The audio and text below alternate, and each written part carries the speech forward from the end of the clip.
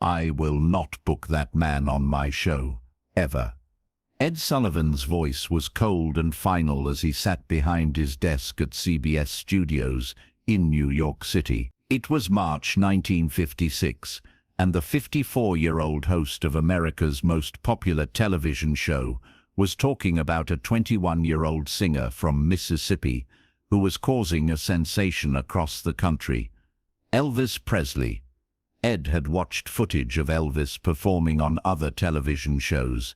He'd seen the gyrating hips, the suggestive movements, the screaming teenage girls, and Ed Sullivan, the man who had built his career on presenting wholesome family entertainment to America every Sunday night, wanted nothing to do with it. "This isn't entertainment," Ed told his producers. "This is vulgar. This is obscene. This is everything that's wrong with this rock and roll nonsense. I built this show on decency and good taste. I will not be the one to bring that into American living room." But what Ed Sullivan didn't know was that in just 4 months, he would not only book Elvis Presley on his show, he would do something on live television that would change the course of American culture forever. Before we dive into this incredible story, hit that subscribe button, because what you're about to witness is the moment when America's most conservative TV host faced the future and had to choose between his principles and his survival. To understand why this moment mattered so much, you need to understand who Ed Sullivan was and what his show represented in 1956 America. Ed Sullivan wasn't just a TV host, he was a cultural gatekeeper. He was the man who decided what was acceptable for American families to watch on Sunday nights. The Ed Sullivan Show, which aired at 8 p.m. every Sunday on CBS, was an institution. Families across America planned their weekends around it. Churches scheduled evening services to end before 8 p.m. so congregations could get home in time. It was the most watched show in America, reaching over 50 million viewers every week. If you appeared on Ed Sullivan's show, you were legitimate, you were approved, you were safe for America. Ed Sullivan himself was the embodiment of 1950s American values. He was stiff, formal, serious. He wore dark suits and spoke in a monotone voice that somehow commanded absolute respect. He never smiled much. He never joked around. He introduced acts with his signature phrase, "Really big show." And that was it. No warmth, no personality, just authority. And America loved him for it, because in the 1950s, authority meant safety, authority meant order, authority meant knowing that the world made sense, and that certain lines would never be crossed. Ed Sullivan was the guardian of those lines. He decided what crossed them and what didn't. But in early 1956, something was happening in America that Ed Sullivan couldn't control. A cultural earthquake was building, and at the center of it was a young man from Tupelo, Mississippi, who was about to change everything. Elvis Presley had been performing professionally for about 2 years. He'd started in Memphis, playing small clubs and local radio shows. Then he'd been discovered by Sam Phillips at Sun Records. By 1955, Elvis had signed with RCA Records and released his first single, Heartbreak Hotel. The song went to #1, then Hound Dog, then Don't Be Cruel. Everything Elvis touched turned to gold. But it wasn't just the music that was causing a sensation. It was Elvis himself, the way he moved, the way he performed. Elvis didn't stand still at a microphone like traditional singers. He moved his whole body. He swiveled his hips. He dropped to his knees. He seemed to channel some kind of raw energy that had never been seen on stage before. And teenage girls went absolutely crazy. They screamed, they cried, they fainted. Their parents were horrified. Church leaders called Elvis the devil. Newspapers wrote editorials about the moral decay of American youth. Psychologists warned that rock and roll was a dangerous influence that would corrupt an entire generation. Ed Sullivan had watched all of this with growing alarm. He'd seen Elvis perform on the Milton Berle show in June. The performance had caused a national scandal. Elvis had sung Hound Dog with such provocative movements that NBC received thousands of complaint letters. Newspapers across the country condemned the performance as obscene. The New York Times called it a display of vulgar exhibitionism. Religious leaders demanded that Elvis be banned from television. And Ed Sullivan, reading all of this, made his decision. He would never allow Elvis Presley on his show. Never. He told reporters on the record that Elvis represented everything wrong with modern entertainment. He said that his show would remain a bastion of good taste and family values. But then something happened that Ed Sullivan hadn't anticipated. His competitors started booking Elvis. First, the Milton Berle Show, then Steve Allen. And when Elvis appeared on these shows, the ratings were astronomical. Steve Allen's July 1956 show, featuring Elvis, was the highest-rated program of the entire year. It crushed Ed Sullivan in the ratings that week. For the first time in years, the Ed Sullivan Show wasn't number one.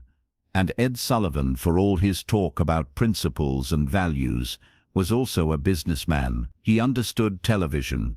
He understood that ratings meant survival and that being number one meant everything.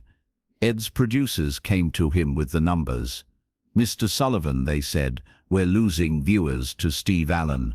We're losing our dominance. If we don't book Elvis Presley, we're going to fall behind." Ed resisted. He argued. He insisted that there had to be another way. But the numbers didn't lie. Elvis Presley was the biggest star in America, and the Ed Sullivan Show couldn't afford to ignore him anymore. Finally, in late July 1956, Ed Sullivan made a decision that went against everything he'd said publicly for months. He would book Elvis Presley, but there would be conditions. Strict conditions. Non-negotiable conditions. Ed's team reached out to Elvis's manager, Colonel Tom Parker. The Colonel was a shrewd negotiator who understood exactly what was happening. Ed Sullivan needs Elvis more than Elvis needs Ed Sullivan. The Colonel told his associates, "We're going to make them pay." And pay they did. The Colonel negotiated a deal that was unprecedented in television history. Elvis would appear on the Ed Sullivan Show 3 times for a total payment of fee. In 1956, that was an astronomical sum for a Elvis appearance. It was more than Ed had ever paid any performer. But the Colonel wasn't finished. He also demanded control over how Elvis would be presented. Elvis would perform his songs his way. There would be no censorship of the music itself. Ed Sullivan agreed to the money. He agreed to the multiple appearances. But he drew one absolute line. The cameras will only show Elvis from the waist up. Ed insisted, "I will not have those gyrations broadcast into American homes." The Colonel considered this. It was a significant restriction. Elvis's stage presence, his physicality, was a huge part of his appeal. But the Colonel was smart enough to know that being on the Ed Sullivan Show, even with restrictions, was worth more than any other opportunity in television. He agreed, but he made sure Elvis understood what was happening. "They're trying to tame you," the Colonel told Elvis. "They're trying to make you safe. But you just be yourself. Do what you do. The camera restrictions won't matter, because your energy comes through no matter what they show." Elvis, who was 21 years old and still somewhat naive about the entertainment industry, was excited just to be on the Ed Sullivan Show. He'd grown up watching it like every other American kid. Being on that show meant you'd made it. So he agreed to the restrictions without complaint. The first Elvis appearance was scheduled for September 9, but there was a complication. Ed Sullivan had been in a serious car accident in early August. He was recovering from his injuries and wouldn't be able to host the show himself. The episode would be hosted by Charles Laughton, the famous British actor. This meant that Ed Sullivan wouldn't even be there for Elvis's debut on his own show. Some saw this as cowardice. Ed had talked so much about principles and standards, but when it came time to actually face Elvis Presley on his stage, he was conveniently absent. The day of the show, Elvis arrived at CBS Studio 50 in New York with his band. He'd been performing constantly for months, but this felt different. This was the biggest stage he'd ever been on. Over 60 million people would be watching. That was more than 1/3 of the entire American population. Elvis was nervous. His hands were shaking as he did the sound check. His mother, Gladys, had called him that morning from Memphis. "Be good, baby," she'd said. "Make us proud. Don't let them change you, but be respectful." Elvis had promised he would. The show began at 8 p.m. Eastern Time. Charles Laughton introduced the evening's entertainment with his characteristic theatrical flair. Families across America settled in front of their television sets. Parents were curious. Teenage daughters were electric with anticipation. The atmosphere in millions of American homes was tense, because everyone knew this was going to be controversial. Then Charles Laughton introduced Elvis. "Ladies and gentlemen, a young man who's caused quite a sensation across the country. Making his debut on our program, here is Elvis Presley." Elvis walked onto the stage, guitar in hand, wearing a plaid jacket that had cost him $10 at a Memphis clothing store. He looked young, nervous, but there was something about his presence that immediately commanded attention. The studio audience, which included hundreds of teenage girls who had waited in line for hours to get tickets, erupted in screams. Elvis stepped up to the microphone and began singing "Don't Be Cruel." And even though the cameras showed him only from the waist up, even though his famous hip movements were hidden from view, his energy was undeniable. His face was expressive. His voice was powerful. His shoulders moved. His whole upper body seemed to pulse with rhythm. In the CBS control room, the director was carefully monitoring every shot, making sure that not once did the camera dip below Elvis's waist. The restrictions were being followed precisely, but it didn't matter. The studio audience was going crazy. Girls were screaming so loudly that Elvis's voice was almost drowned out. Parents watching at home were shocked, not by what they saw, but by the reaction they were witnessing. This wasn't just a musical performance.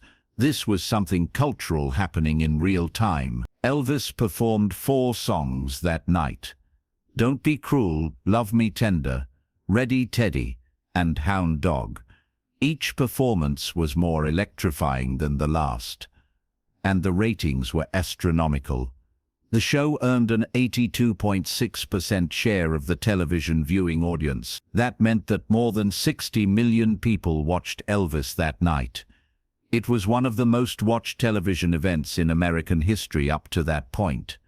Ed Sullivan, watching from his hospital bed, saw the ratings and knew immediately what they meant. Like it or not, Elvis Presley had just become essential to his show's success. The second appearance was scheduled for October 28, 1956.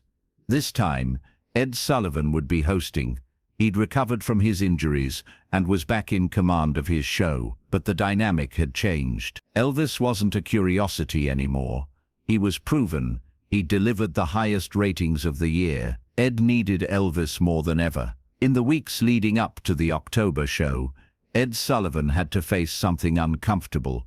His public stance against Elvis had made him look out of touch. Critics had pointed out the hypocrisy of condemning Elvis while benefiting from the ratings he generated. Ed was not a man who liked to admit he was wrong, but he was smart enough to understand when circumstances had changed. Elvis's second appearance on the show was scheduled, and once again the cameras would show him only from the waist up. But this time, Ed Sullivan himself would be standing next to him. October 28th arrived. Elvis was less nervous this time. He'd done the show before. He knew what to expect. But there was still an edge to the evening, because Elvis knew that Ed Sullivan had been one of his harshest critics. Elvis's mother had seen Ed's comments in the newspapers. She'd been hurt by them. Elvis respected Ed Sullivan as an institution, but he also felt the sting of having been called vulgar and obscene by someone so influential. The show began. Ed Sullivan walked onto the stage to his usual thunderous applause. He did his opening remarks with his typical stiff formality. Then,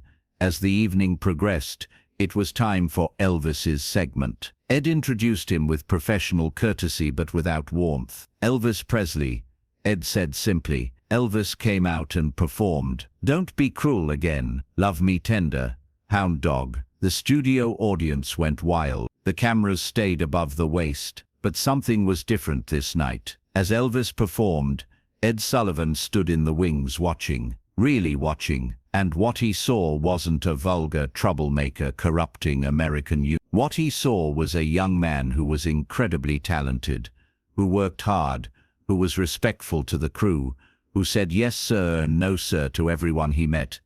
Ed Sullivan had been in entertainment for decades. He'd seen thousands of performers, and he recognized something in Elvis that his prejudice had prevented him from seeing before. This wasn't a rebel trying to destroy American values. This was a kid from Mississippi who loved music and who had been given an extraordinary gift. After Elvis's performance, as the applause thundered through the studio, Ed Sullivan made a split-second decision. He walked out onto the stage while Elvis was still standing there. Elvis, surprised, turned to face him. The audience, sensing something unexpected was about to happen, quieted down. Ed Sullivan looked at Elvis, then looked at the camera, and said something that no one watching could have predicted.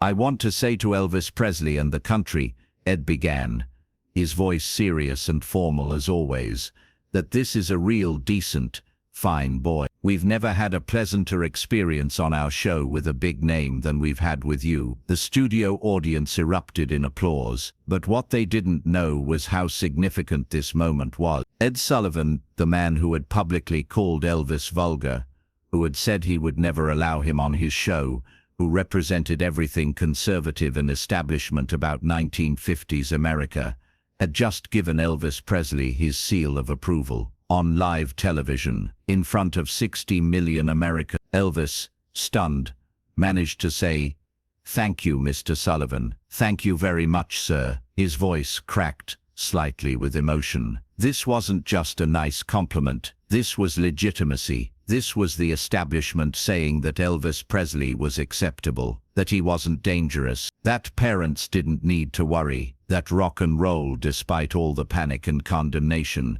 wasn't going to destroy America. In homes across the country, parents who had been horrified by Elvis suddenly saw him differently. If Ed Sullivan said he was a decent boy, then maybe he was. Ed Sullivan had never steered them wrong before. Why would he start now? The impact of that moment was immediate and profound. Newspapers that had condemned Elvis started running more balanced coverage.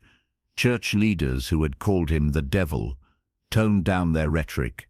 Parents who had forbidden their daughters from listening to Elvis reconsidered. Elvis went from being a threat to being acceptable, from being dangerous to being safe. And it all happened because Ed Sullivan, on live television, called him a decent, fine boy. But the most interesting part of this story is what happened behind the scenes after that second show. Elvis and Ed Sullivan had a private conversation in Ed's dressing room. No cameras, no audience, just two men from very different worlds trying to understand each other. "Mr. Sullivan," Elvis said, "I want to thank you for what you said out there. It means more than you know. My mother, she was real upset by some of the things that were written about me. What you said tonight, that's going to mean the world to her." Ed looked at the young man standing in front of him. "Elvis, I owe you an apology," Ed said. "I judged you before I knew you. I saw what I wanted to see, what I expected to see, instead of what was really there. That was wrong of me." Elvis, who had been raised to respect his elders, shook his head. "You don't owe me anything, sir. You gave me a chance. That's more than most people did." That's what struck Ed Sullivan in that moment. Despite everything, all the criticism and condemnation. Elvis wasn't bitter. He wasn't angry. He was grateful.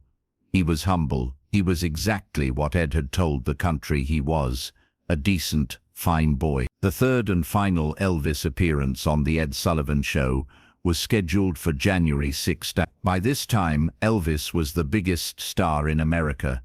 His records were selling millions of copies. His concerts were selling out instant, and The Ed Sullivan Show had become the #1 program in America again, largely because of Elvis. For the third appearance, there were discussions about relaxing the camera restrictions. Maybe it was time to show Elvis full body. But Ed Sullivan, despite his personal warming to Elvis, couldn't quite bring himself to go that far. The waist-up restriction remained. Elvis performed on that third show with the same energy and charisma as before. He sang Hound Dog, Love Me Tender, Heartbreak Hotel, and several other songs. The audience was ecstatic. The ratings were enormous. And at the end of the show, Ed Sullivan once again praised Elvis publicly, reinforcing the message that Elvis Presley was acceptable for American family. What's remarkable about this story isn't just that Ed Sullivan changed his mind about Elvis, it's how public and definitive that change was. Ed could have quietly booked Elvis without comment. He could have introduced him coldly and kept his distance. Instead,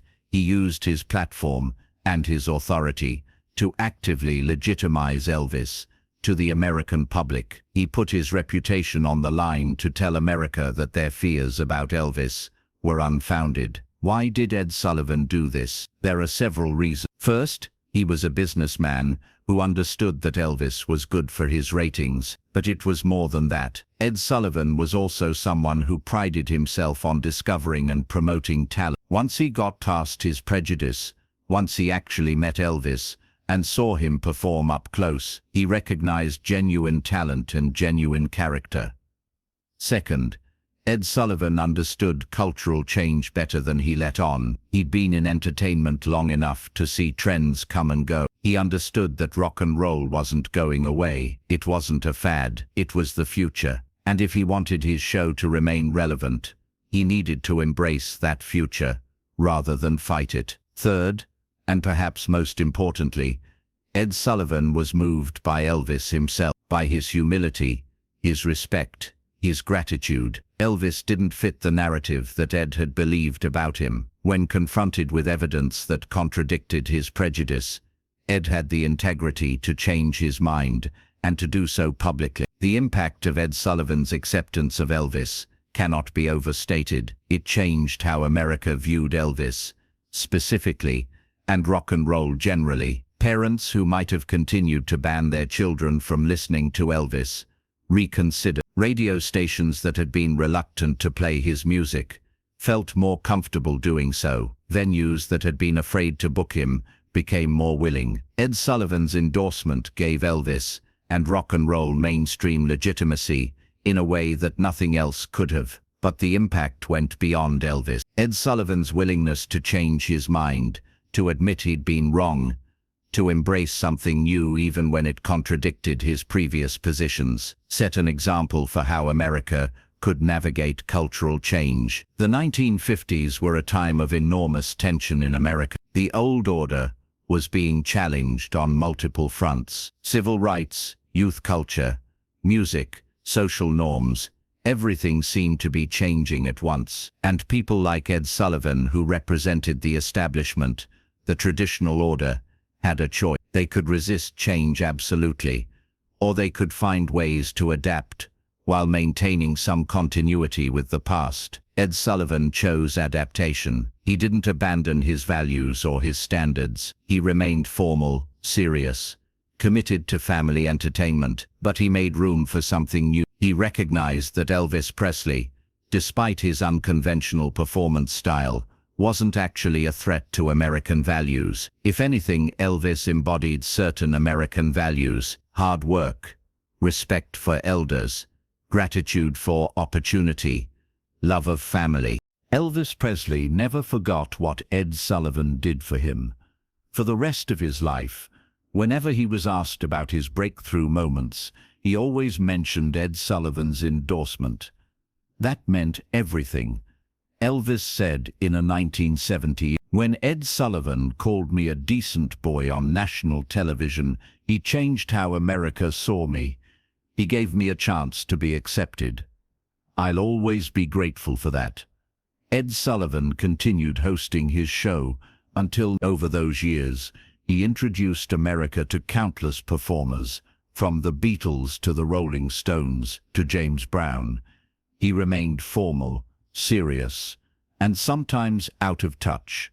But he also remained open to new talent and new sound. And he always remembered the lesson he learned from Elvis, that prejudging people based on style rather than substance was a mistake.